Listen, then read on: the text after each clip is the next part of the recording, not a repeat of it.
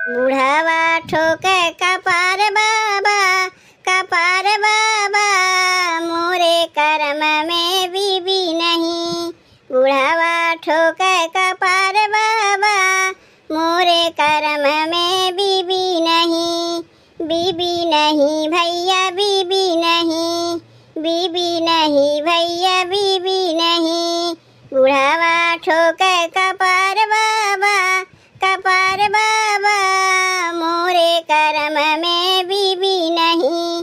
बुढ़ावा ठोके कपार बाबा, कपार बाबा, मोरे कर्म में बीबी नहीं। मोरे कर्म में बीबी नहीं। दौड़ा दौड़ा गईन बाबा सोनरा दुकनिया, दौड़ा दौड़ा गईन बाबा सोनरा दुकनिया। सोनरा दुकनिया हो सोनरा दुकनिया, दौड़ा दौड़ा गईन बाबा सोनरा दुकनिया। सोने के बीबी बनाओ भैया, बनाओ भैया, मोरे कर्म में बीबी नहीं।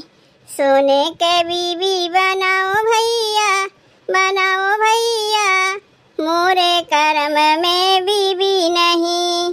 बुढ़ावा ठोके कपार बाबा, कपार बाबा, मोरे कर्म में बीबी नहीं। बुढ़ावा ठोके कपार बाबा, कपार बाबा, मोरे कर्म में बीबी नहीं।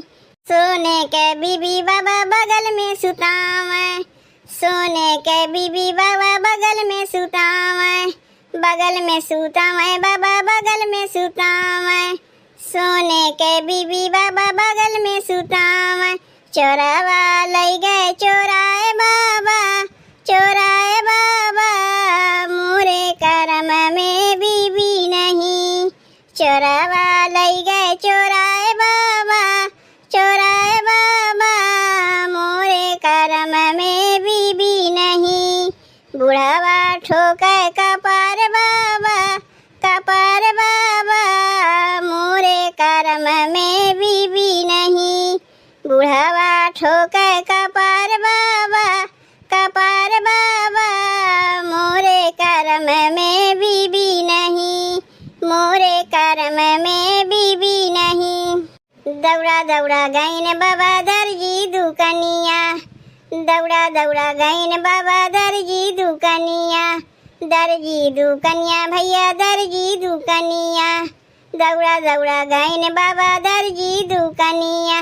कपड़ा के बीबी बनाओ भैया, बनाओ भैया, मोरे कर्म में बीबी नहीं।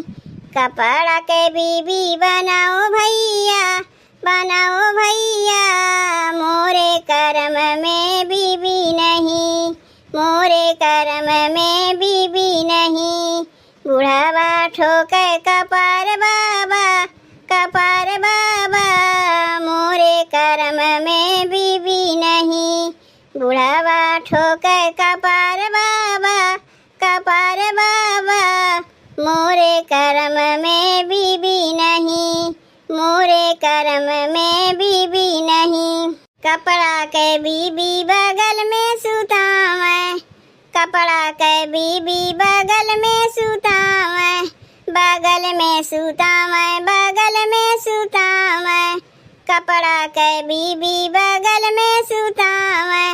मुसवा लई गए उठाए बाबा, उठाए बाबा, मोरे कर्म में बीबी नहीं। मुसवा लई गए उठाए बाबा, उठाए बाबा, मोरे कर्म में बीबी नहीं। मोरे कर्म में बीबी नहीं। बुढ़ावा ठोके कपार बाबा, कपार बाबा, मोरे कर्म में बीबी नहीं।